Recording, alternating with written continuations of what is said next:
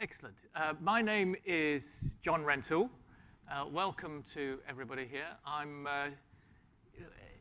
slightly embarrassed about my title. I'm Chief Political Commentator for The Independent on Sunday, but that just means I write articles about politics. And if any of you are civil servants here, I know how you feel. I work for an industry which is under threat as well. The newspaper industry is facing all sorts of problems with having to downsize, experiment with lower cost options, and all the other things which the rest of the country is going to become increasingly familiar with over the next few years, I suspect. Some of our competitors have experimented with paywalls. We had the Times paywall coming in last week. We had a paywall at The Independent when we first went on the internet, which was a bruising experience for me personally because it cost $1 to read my column. And I got an email from a lady in California who complained that she paid her $1 on the basis of the first paragraph and the rest of the article wasn't to her liking. So I'm afraid I rather rudely sent an email back wishing her good luck in her search, in her quest never to read anything with which she disagreed in future. I didn't get a reply. But that is the sort of problem that the Times, I suspect, is going to run into. But we wish our colleagues well, and we welcome all their free new readers to our website, and are looking forward to providing them with jokes as bad as that. The other thing I personally am famous for, of course, is my slavish devotion to the last Prime Minister, but two, Tony Blair, finest peacetime Prime Minister this country's had in its modern democratic history, and a civil service reformer of sorts. My problem with the coalition's determination to cut the size of departments outside health and international development by 25% is that the absolute worst way of going about reforming the civil service in this country, I think, is by simply cutting budgets. And almost the worst thing that Tony Blair did was to fail to reform the public sector enough while he was Prime Minister, because I think that was the period when spending was increasing, that reforms could have been made to work and could have been made to change the function and size of the state quite dramatically. But I think New Labour missed its opportunity.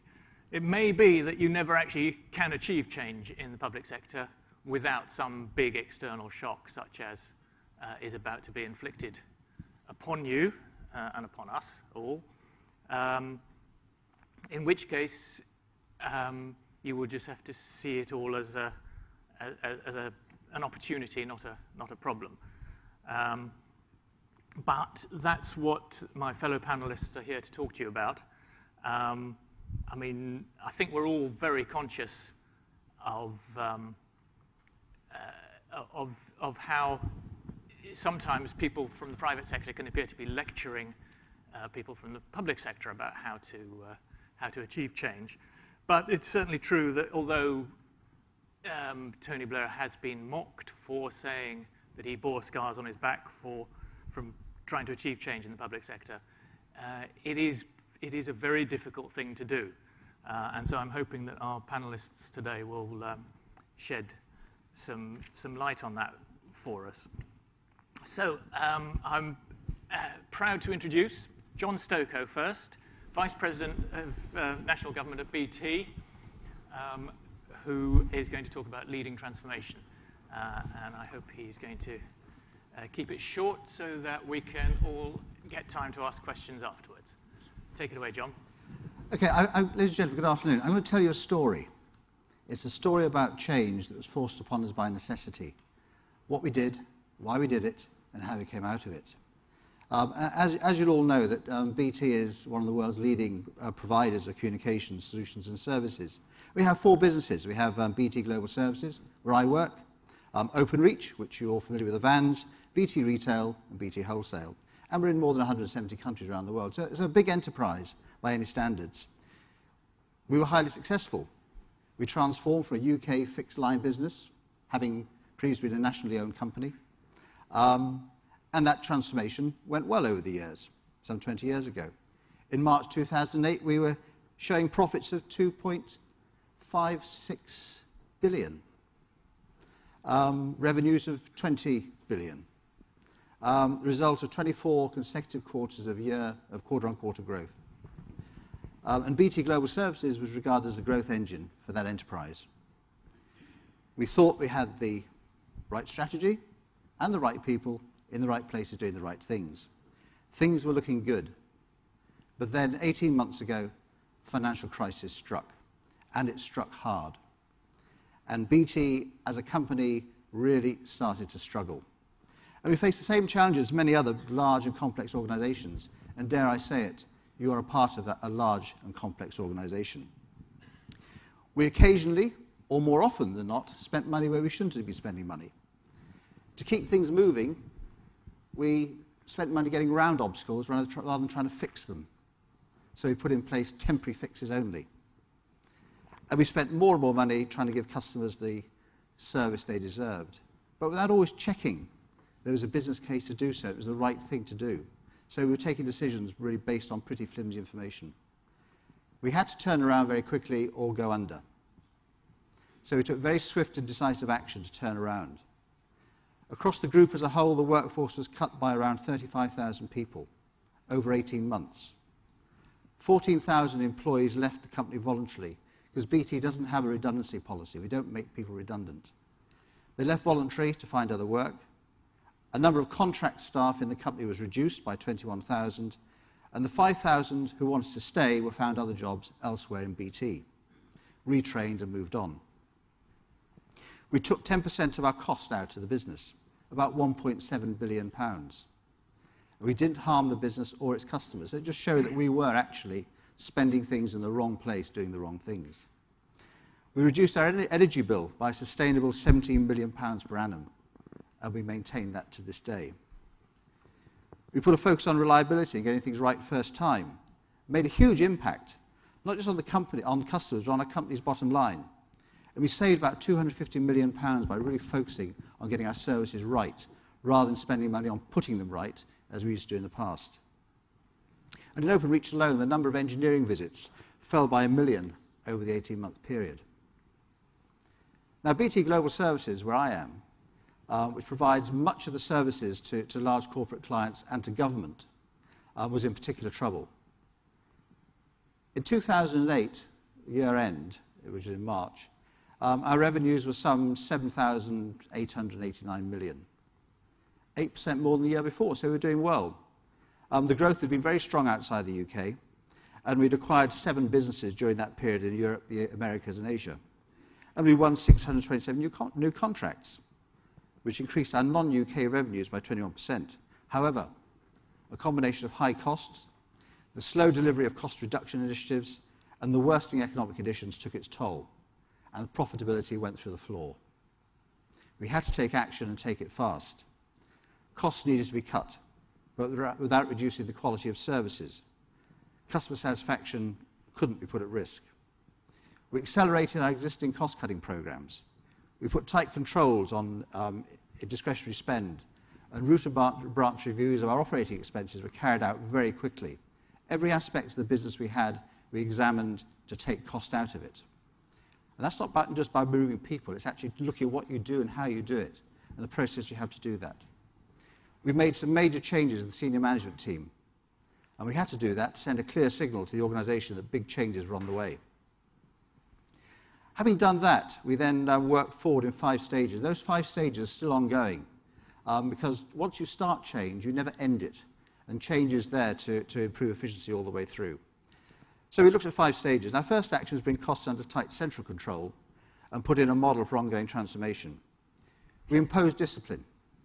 We constrained travel and discretionary spend. We stopped purchasing. We centralised decision-making.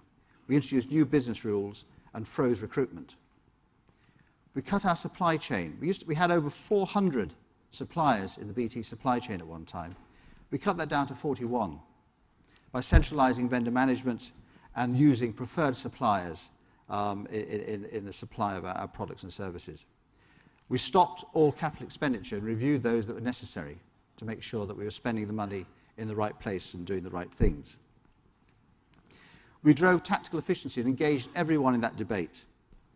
We used local headcount reduction targets. I had targets imposed upon me to take people out of the business, which I largely did by people who were on the point of retirement or people who wanted to go work elsewhere in BT, and we retrained them in order to do that. So we drove local targets. We set in place local priorities and demonstrated growth in local efficiency. Very important to get the leaders out. We got out on the ground to make sure that people knew exactly what we were doing, why we were doing it, and where we were going. So everybody had a view, everybody had a point to make. Every member of staff was kept regularly updated and were briefed routinely, both formally and informally, whenever they were met. We used more technology to allow mobile and flexible working. And over 70% of our workforce is now flexible workers. I mean, I don't have an office, I'm a flexible worker. I work where I happen to be at the time. We rationalized our property portfolio as a result. We didn't need all the offices we had around the country. We redesigned the way we worked, our operating model. We wiped the slate clean, we started again. We rethought the end-to-end process. What is it we do? Why do we do it and how do we do it? What is that end-to-end process like? So we rethought the whole of that and put in place new systems, new processes to do that. Creating shared services. We had too many common things happening in different parts of the company, so we took all that out and created a shared service, so we all fed off one centralized organization. And then lastly, once we'd redesigned that model, we then put the new operating structure in place. And it only came into place on the 1st of October last year, and it's still moving. So we're still going through that journey. And we tried to automate as much as we could. Take the manual stuff out of what we do. Because a lot of time is spent doing things manually. So automate everything we could to make things much more efficient and more effective. So how are we looking now? Really, a difference a year makes. Our year results at the end of last financial year, 31st of March, were ahead of the outlook for the year. Our revenue is down 2%, which is ahead of expectations. Our capital expenditure dropped by 18%, which is good. Our cash flow of 1.9 billion was a significant improvement of over 1.2 billion over the previous year, so a huge improvement in cash flow because we were monitoring cash properly and using it properly. We reduced our debt by over 10% in the year. Our total labour resource reduced by 20,000. Majority of those were agency and third party that we didn't need because we used to just employ consultants and agents and contractors willy-nilly without even thinking about it. Now that work is done by BT employees. And we improved our profit margin by 40% in the period of 9-10. And that led to a 10.5% increase in customer satisfaction. So it shows we were doing the right thing, but the journey getting there took some really hard decisions. But what we all realized very quickly was that change is not a threat if it's viewed properly. I mean, change can be a positive advantage. And I'll leave you with a paraphrase from Winston Churchill, who was a great one for short speeches, you know, and paraphrases. But if you don't take change by the hand, it will grab you by the throat. So it's a motto I tend to live by because in my career, both in the army and in BT and elsewhere, I've experienced change every year, year on year. It will never go away, so we need to make sure it works for us. Thank you very much.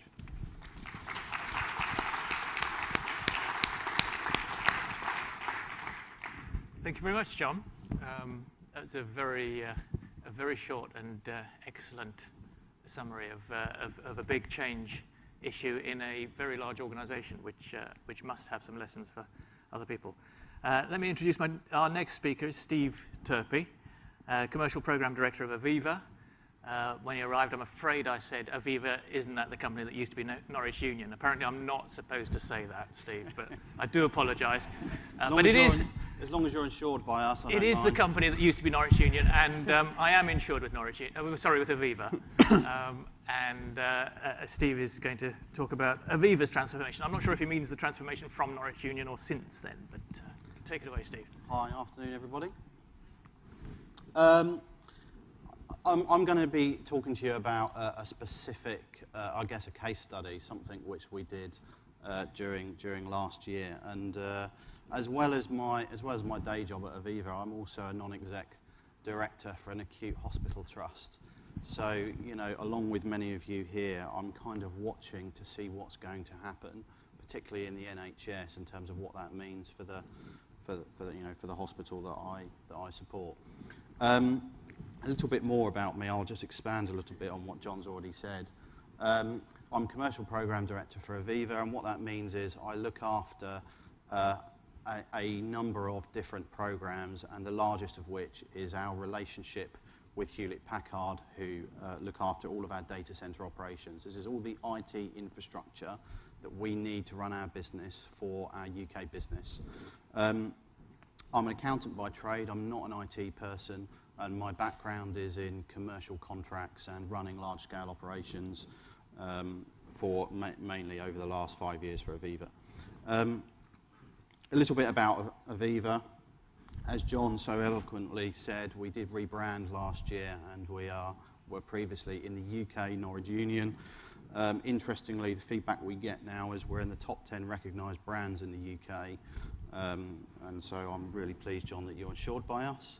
And on average, 1 in 5 of you in the room will have at least one insurance product with us. One of the things that I often get surprise comments over when I stick this slide up is around the number of countries that we operate in. Many people believe, certainly, that we are predominantly a UK company, and as you can see from the slide, we operate in over 28 countries. Not so many as BT or indeed HP, but we're a growing organisation, and large parts of our revenue and profit come from our overseas operations. I think the other thing to mention here is the bottom right quadrant. We did a deal, I suppose, with HP in last year, the beginning of last year, where we effectively took all of our data center operations. That was 2 very large data centers, and we outsourced that to HP, which included the transfer of a number of staff and a large contract for Aviva, a $1 billion contract over 10 years. If I talk about sort of really why we did this and what the challenges were that led us to do this, there may well be some parallels when you're thinking about some of the challenges that you face. So IT infrastructure, not the sexiest thing on the planet for non-IT people. It's one of those things for Aviva that has evolved. A lot of the estate that we have, the equipment that we have, has evolved over a period of time. So like many large organisations, we've made investments, we've bought companies, we've sold companies, we've merged companies, we've made disposals, we've implemented large programs, we've done, launched new products, and when all of those things happen, they have an impact on the infrastructure estate. And I think that we could have done a lot better in terms of how we managed that. And so you get to a place where there is work to be done to deal with what you've created, the legacy of what you've created. And the impact of not dealing with it is costs continue to rise.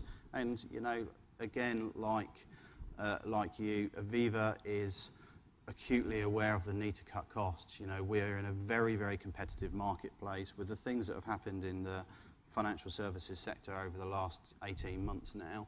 It's becoming more imperative that we cut costs and that we're efficient, not cutting costs for cost's sake, but cutting costs to be competitive and to be able to offer our policyholders good value for money. And when it comes to our IT estate, it's one of those things that often gets just off the bottom of the list. There are always other things to invest in. So it's an area where to be honest, we struggle to deal with this issue internally. And so the deal we did with HP really was we sold our data centers to HP, and in doing that, we actually had an injection of cash. So there were 2 alternatives, broadly. One was we fix this ourselves, we get the checkbook out, and we invest in new equipment and new services, and we standardise, and a big outlay of cash up front. And where we ended up with is through using a third party, in this case HP, we actually had an injection of cash. And that's quite a bit different in terms of trying to think innovatively around some of the solutions that, I'm sure you're going to have to come up with and that you're challenged with about how you deal with cost reduction. And I think, one of the benefits we're now seeing with that is that HP's solution space for dealing with some of the problems that we faced is very different to our solution space. So as an example, there was lots of spare capacity in our data centers. You know, and spare capacity costs money. It's heat, light, power, air conditioning, and so on and so on. We don't provide data center services as a core competency. We require them to run our business, but obviously HP do, and therefore they're able to utilize that space to sell to other organizations. So what you have sort of in summary here is a whole bunch of challenges, IT infrastructure costs increasing, it's all getting more complex. We don't really know what we're spending all our money on. I think you know, John brought that theme out with BT as well. That's not unusual in really, really large organizations. Sometimes you forget to manage some of the detail. I've come across that many times, and as a consequence, the visibility of that cost is very low. What our outsource has done is it's brought in some commercial tension, which can be challenging, but what that does is it drives a set of behaviors that perhaps we wouldn't have seen in the past. And I think by introducing a charging model that gives us a visibility of those costs, we will see, you know, and we're not there yet, but we will start to see changes in the way people behave and the way people buy services.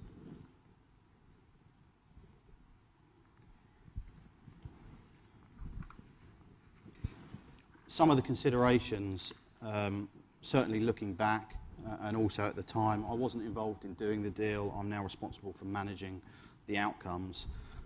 I think, again, for Aviva, I've talked about some of these, the complexity of the estate that we had. It was highly complex. It was over 6,000 different boxes in different places, different configurations.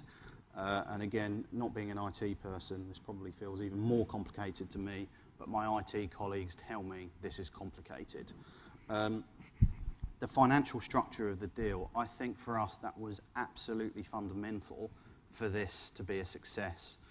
And, you know, again, I'd urge you to be thinking about those sorts of things. There are some very innovative ways in which you can save costs, which perhaps don't have some of the pain thresholds that some of the more traditional ways might have.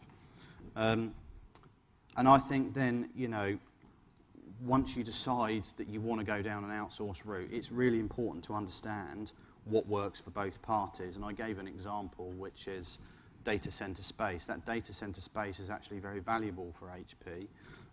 You know, there is a demand for that space in the marketplace, and understanding that not just at the point that you do the deal, but also ongoing is really important for the success of the relationship. And you know, two challenges. I could probably stand here and talk for an hour on what some of the challenges are, but I picked a couple which I think are really important, and certainly important for Aviva. The first is that when you do these things, behavioural change has to happen.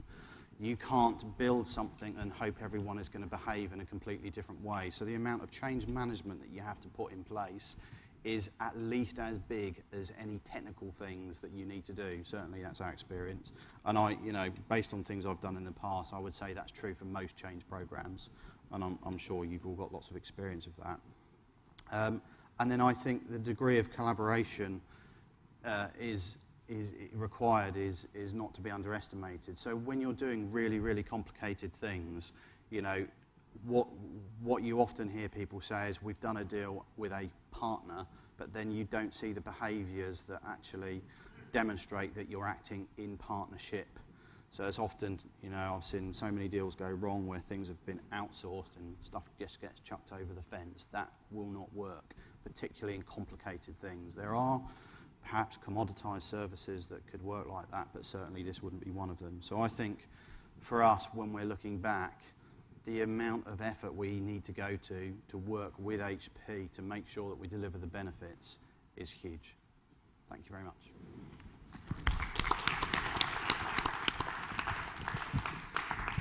Thank you very much, Steve.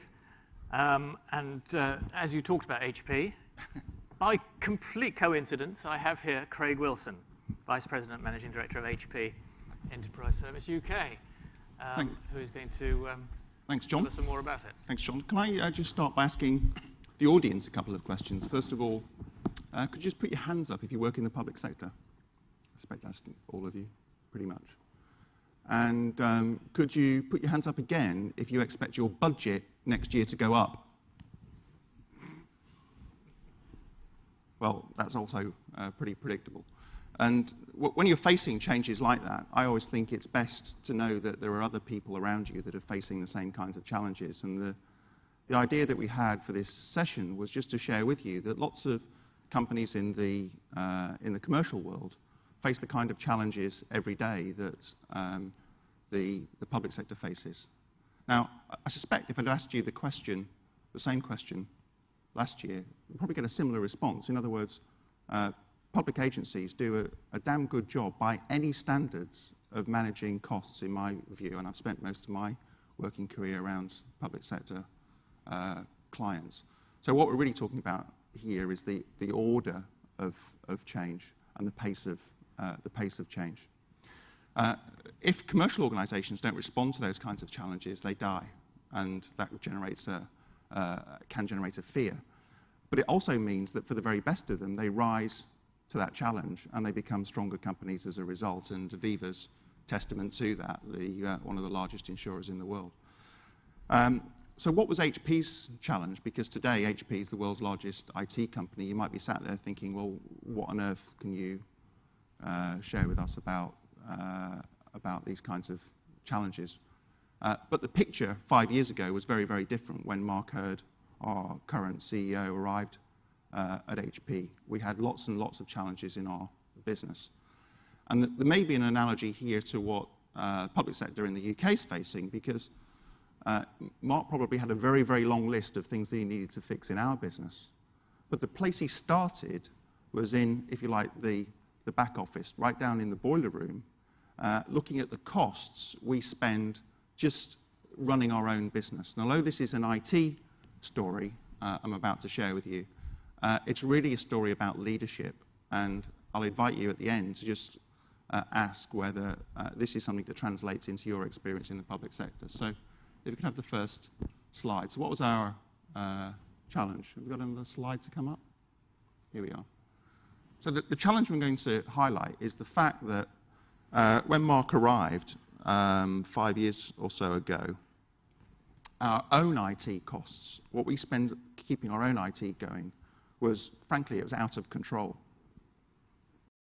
Maybe there's an analogy there with UK public sector, where IT costs are very high relative to other governments that you'd benchmark yourselves against. And for us, 4% of our revenue was spent just keeping our own IT going, which was, this figure probably doesn't mean very much to you, but for our industry, that is considerably higher than it should be. That's higher than the NHS spends in the UK on IT. It's far, far too much.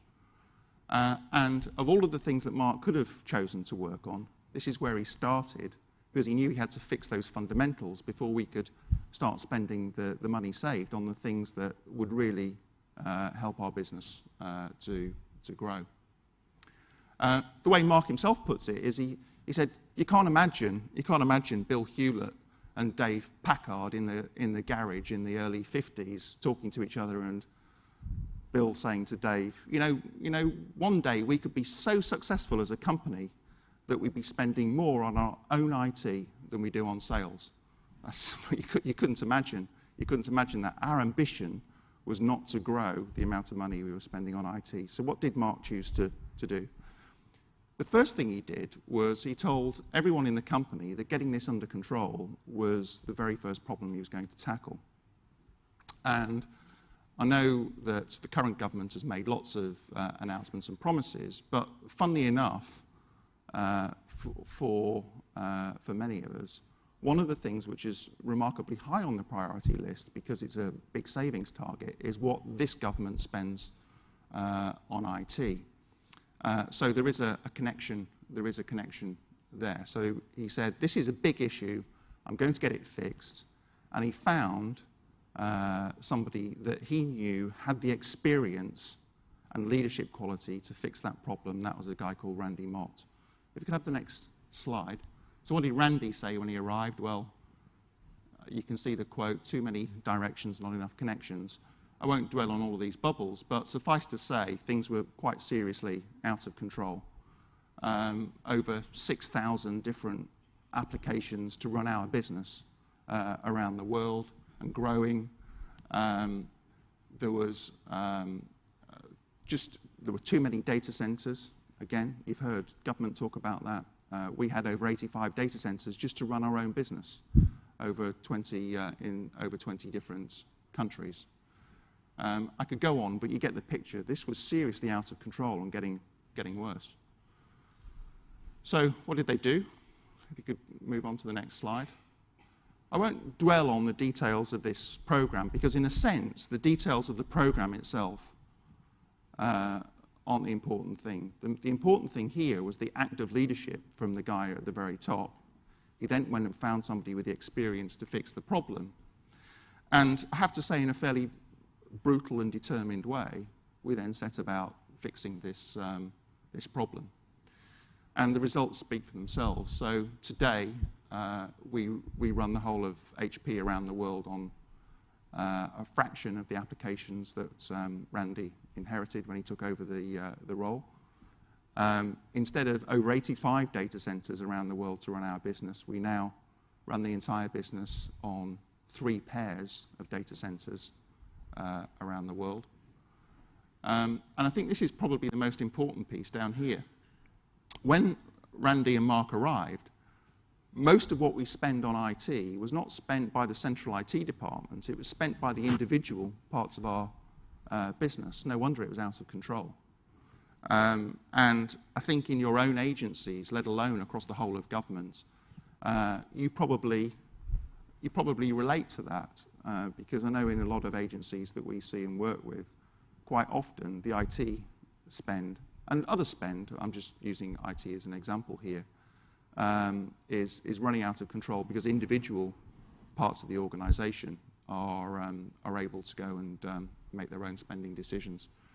Today in HP, every dollar that we spend on our own IT is controlled by the central IT, and there isn't any way, there literally is no way in the company that you can spend shadow IT costs that aren't part of this budget. Contrast that today with the current situation in government, but it also explains why the Cabinet Office, Francis Maud, who's speaking, by the way, right now in another room, probably about the same subject, they've absolutely cottoned onto this, and they recognise that the first thing they've got to do is to get hold of that spending.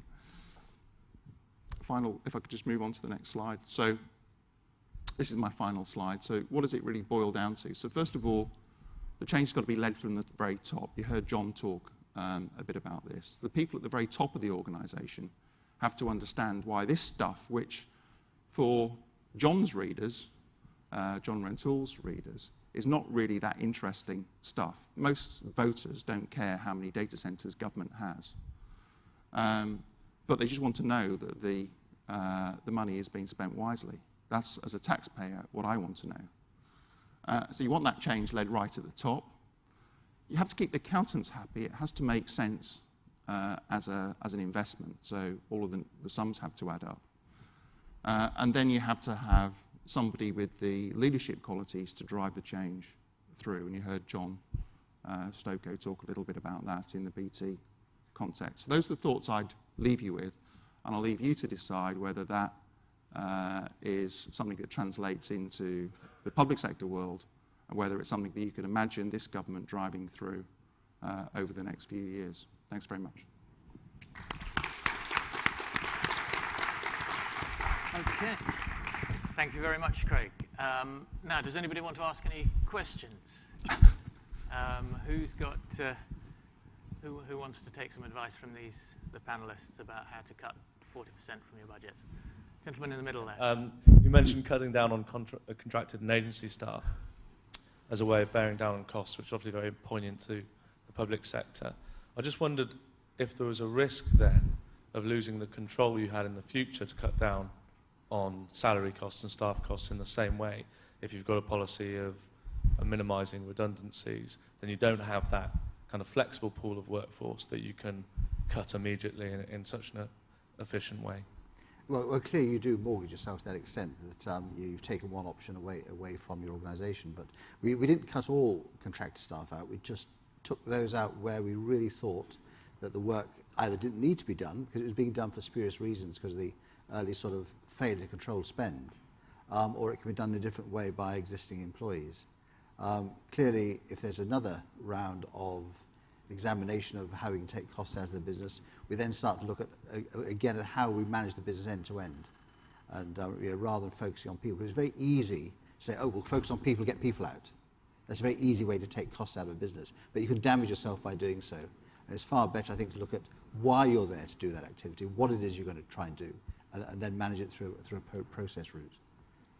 Yeah, it does, as you're right to say, it does take out some flexibility, but it makes you think of doing things in a different way. And that's the important thing, I think, about any change that we all go through, you're going through, we're going through, is really rethink how you do that business, instead of just accepting what's always gone in the past is right, because what's gone in the past is not necessarily right, because there are different parameters at play. Steve, do you want to come in on this or on my question? I think just to add a bit of flavour to that, I think what you're challenged with is trying to make your cost bases more flexible. So your point there about contracting resource, which is typically more expensive than permanent resource, but you're getting flexibility, and the same for temporary resource. I think it's an absolute necessity to become more flexible. There are lots of different ways. The CapEx, the question, that's about becoming more flexible. You don't have to buy everything. You can lease things on very favourable terms and give them back when you don't need, give stuff back when you don't need it. So I think where you've historically bought loads of stuff or hired in a particular way, I think you just need to think perhaps in a different way. And I think the piece, the sort of crux of this is about cost flexibility, which ultimately means when you need to, cost reduction. So I suspect lots of people are probably sitting there thinking, I've got all these fixed costs which I can't get rid of. What do I do? I suspect that's a big part of the challenge. Craig, do you want to add anything on that one? If it's the questions about flexibility, then I think just a few warnings. First of all, there is a kind of mindset that gets into all organisations, public and private sector, which says contractors bad, permanent staff good, or indeed vice versa. Obviously, what we're all looking for is the right balance relative to our business mix, and we shouldn't forget that it's really about balance. So that's what I keep reminding my colleagues when they go into one extreme or the other extreme. I have a personal view about one other thing, which I suspect is a big issue in public sector, but happy for this audience to disabuse me of this, which is that the middle ground, which is fixed-term contracts, I think can be quite damaging, because the thing about contractor and permanent staff is that pretty much what their mindset is. If they're a contractor, it's because they want the flexibility. They want the flexibility as well, and they're willing to trade a bit of security for a slightly higher compensation. But with somebody who's on a fixed-term contract, you can't really answer that question with the same degree of assurance. You don't know whether you've got somebody that's really bought into the agency's project, their long-term future, or whether you've got somebody that's really shopping around. And I think that one of the problems that the personal view public sector has created for itself over the last few terms is a very high reliance on fixed-term contracts staff. It's the people in the middle that we don't talk about that perhaps cause some of the issues. Lady at the front here. You just wait for the microphone, then you can. As businesses, you've obviously faced quite difficult issues, and I'm interested to talk about is what was your staff morale like? At the staff point, your leaders started talking to staff about problems and needing to cut back and rationalise. How did they take it? Did they understand it, or how did you manage sort of poor morale?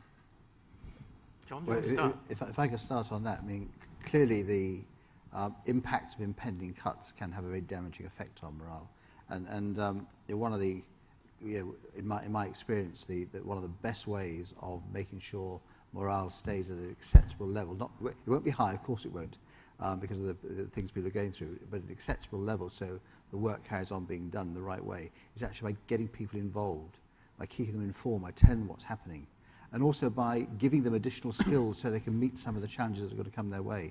And we did this with a whole series of not only what I call roundtables, where I used to go out and talk to groups of people in buildings, or get people, wherever I could get them, regular announcements and so on, but organised sessions where we brought people in for a day at a time and took them through the process, what it was going to feel like for the next 18 months, what the milestones were going to be, what we were going to ask of them, so they prepared themselves for that, so they felt involved all the time. And that actually, that worked. Morale wasn't great, of course it wasn't, but it was acceptable enough to allow that change to happen. And they could see the end state, which is the important thing. Steve, do you want to come in? I agree with everything John said. I mean, for any of you who've ever gone through a 2P transfer, when that can be quite an upsetting process. And I think it's about engaging people, getting them involved. Like most people, if change is happening to me, I want to know what's happening, when it's happening, and what it means to me. And I want someone to be honest with me. I might not like the outcome, but I want those things. And I think being respectful to people is a key part of that. Craig, do you want to? So it's a great question, by the way. I last year said cheerio to about 25% of my friends and colleagues in our business, which is a horrible experience to go through. So it's absolutely front of mind what you've asked. I think two things, and John's already mentioned them really. First of all, for the people who are directly impacted by that change, it's a horrible experience, and there's virtually nothing you can say that would make that any difference other than to treat them with dignity and respect and make sure that the process itself is above board in every regard. But I think your question was much more broadly based than that. First of all, morale will inevitably take a massive dip. There's two things you can do which will help with that. One is everybody that might be part of that discussion is also a taxpayer. And I think that for many of us, we also see that it might be painful, but it's also necessary. So the first thing to do is to really engage people in the discussion about why we're having to do this. So in our case, it wasn't just about expanding profits, which is where a lot of the anger came from. It's that we're competing in one of the most competitive industries in the world. Unless we do some of these changes, we're not going to be around.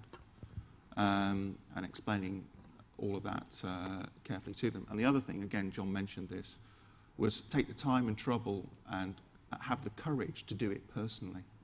So for leaders, what people appreciate more, what staff appreciate more than anything else, is leaders at every level in the organisation showing up and taking them through the process personally, rather than hiding behind some kind of anonymous corporate front. Thank you very much, panel. Any more questions from the floor? Yes, gentleman in the blue over here, and I'll come to you next. One big difference between, for example, reducing your workforce as a private sector employer and reducing it as a state or an arm of the state is the fact that if you are a representative of the state, you're not actually saying goodbye to them fully. I mean, if, for example, you let them go, make them redundant, or get them into early retirement or something like that, you're still responsible for paying unemployment benefit, pension, probably a much greater range of family benefits if they've got dependents and so on. So the money you save by, for example, not employing them, very often, very largely comes back to you as a bill for supporting them as a non-working dependent. How much do you think, as private sector employers, you're freed by that responsibility, and how would you advise a state which has that responsibility to respond?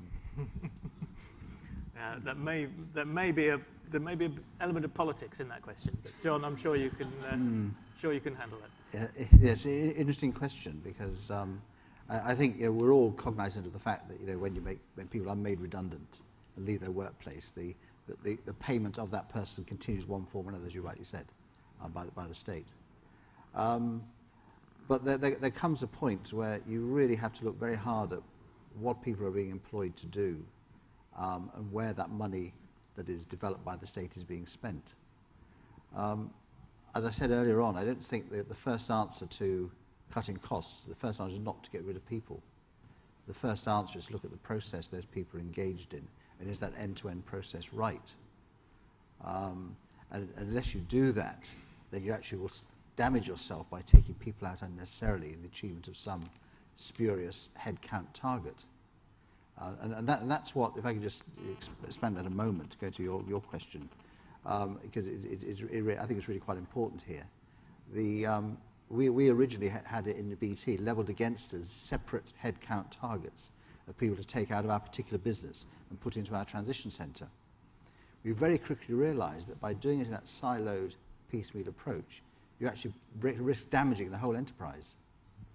And so we pulled back on that and ran it as a centralised activity to make sure that we had the right end-to-end process in place for the business we were delivering, and then the people to match that process were then part of that activity. Because you do risk damage yourself by taking people out unnecessarily.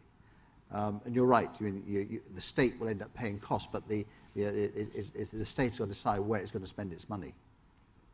And we're all faced with this dilemma one way or another. I think that's probably as far as I can go on that one, because your question is absolutely valid. Steve, do you want to say anything? It's a difficult one, isn't it? I kind of want to throw it back to you and say, do you think that the very fact that those, if individuals do leave, they're going to be dependent on the state. Do you think that's going to make a difference to the decision-making process?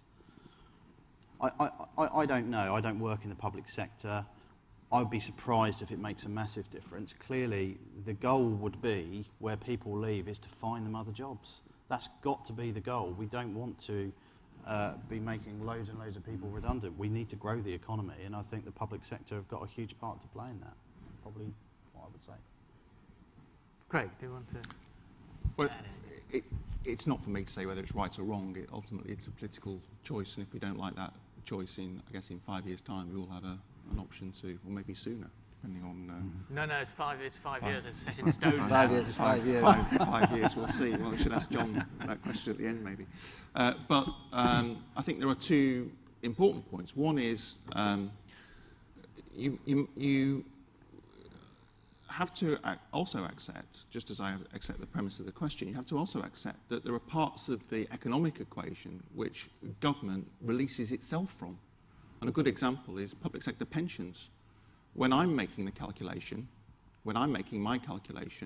all of the future cost of providing for pensions for the people that have worked in our company are part of my current expense. That current expense doesn't sit in any departmental expenditure limit, and it doesn't even sit in the government's total finances. So that partly because that liability is not held against in the future, in the current economic books, it's a liability that's carried by our kids. So in that respect, and in that respect only, that's if you like, a redressing of the balance in your question. The other one, of course, is that it isn't a one-for-one assessment, because when government, I imagine, is making those choices, what it's also calculating is the number of people that are displaced that do come back into the benefit net, and what it knows is that the majority of civil servants will actually find that the kind of skills that stood them in good stead in the civil service are in high demand also in the private sector. And in fact, in the UK, in higher skill sets, we're short of those skills. So ultimately, I guess even on a rational basis, I suspect somebody's made some of those calculations and worked out that even so it's the right thing to do. But that's ultimately a political judgment.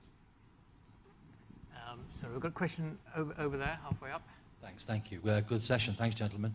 The question's about communications. I work for the Department for Work and Pensions, and there are 3 huge programs of change going on at the moment. Organisational design review, next generation HR, the civil service project.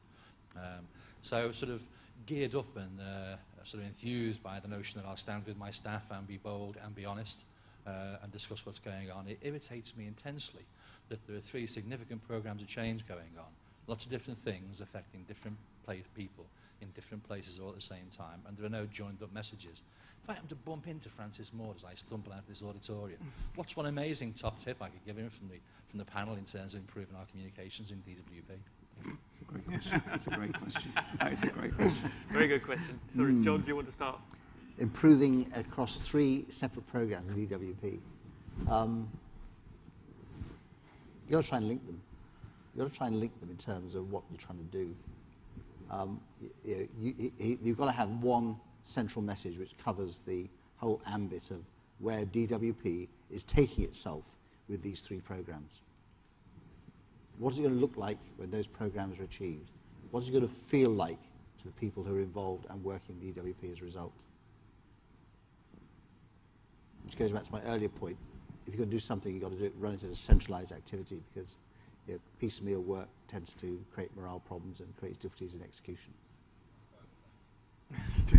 Steve, do you want to... At the risk of being quoted, I think I'd struggle to give him one piece of advice, actually. I think you need to set out a vision for people. You need some sense of where you're headed. I think that there's a whole piece around leadership and senior people delivering that message. And the other piece of advice, I would say, ignore the feedback from your team at your peril. That sounds sound advice to me. Craig. So we face a similar challenge. We've got a global organisation. Everybody in the organisation is sponsoring one change or another. But exactly to the point that was raised in the question, if you leave it to all of those separate change programs to somehow land at somebody's desk and don't intercept them, you've got a serious problem on your hands. So I think the key thing is to work out who are the key people very close to the change. So in DWP context, it might be a local office manager. And make sure that the programs are designed so that the change lands, if you like, for the individuals impacted in a really meaningful way for them, not a set of corporate communications programs, something really simple that a local office manager can communicate to the staff around them. And part and parcel of that is identifying those really key people in the organisation, like in DWP's case, the office managers, and get them enrolled in the change. If you try and do it from the centre, you'll die trying. Thank you very much. Time for one last question from the front here, please. It's just coming over. I've made the cardinal elementary schoolboy error of chairing a session without a watch. So, Hello, but I've been told that we've got 5 minutes. So I work at the DWP. It's nearly 12 years since I came off incapacity benefit. As you know, the government's determined to get as many people as possible off of the incapacity benefit, which goes to the private sector to hopefully employ a lot of these people. What plans does the private have to take up employing more disabled people effectively, or disabled-like people with multiple problems? thank you very much. That's a very straightforward, practical question. John? Sorry, could you just say the last bit again? People What plans do we have to employ people coming off the incapacity benefit effectively? We have a diversity policy which enables us to employ or requires us to employ people from all aspects of society, whether able or disabled. So I wouldn't say we have any plans to employ. The plan is there. It is what we do. The sort of company we are, and indeed HP is the same, there are a whole range of jobs which should be carried out by people in your situation or other situations. I mean, my strategy director is a man in your situation. He's also actually now been skiing for the first time. We sent him skiing last year. So there's a lot we can do, a lot we do. But we have no plans because it's part of what we do anyway. Steve? Yeah, this is the same. We have a very clear set of policies around diversity, and any responsible company will have the same or similar set of policies. So I don't think there's anything in particular that we would change. We would continue to do what we already do. Craig? It's always dangerous when you look at a panel that is clearly not as diverse as it should be to pontificate on this subject phrase male, pale and stale comes to mind. I'll leave you to judge on the last of those. But the key point here is about the opportunity for employers, not the opportunity for individuals. The fact is that amongst people that are really capable of doing jobs that are available, there's a shortage of them. I know it doesn't feel like that to people, but there's a shortage of them. So the good news, if you like, in this is that some of the very best of our intake are in a similar situation. And at the other end of the spectrum, we, and certainly BT, are strong advocates of the modern apprenticeship schemes as well, taking in kids that for whatever reason have not managed to get themselves into further education. So irrespective of how people come to us, the best companies will be absolutely open in those opportunities, because to do so will be for us to cut ourselves off from some of the best people in the labour pool. So I don't want this to sound like something that we're doing as part of corporate social responsibility, because bluntly it isn't. It's about getting the very best people to do the jobs in our firm. Thank you very much, Craig. And thank you very much to all the members of the panel. I've got a pretty low threshold test for events like this. I mean, if I get one good idea out of a session like this, I'm pleased. But actually, this time I think we've had more than that. I think we've had a number of very interesting ideas from our panelists. So it just remains for me to thank everyone for coming, for asking such pointed and intelligent questions, and to thank the members of the panel for their interesting and informative answers. Thank you very much.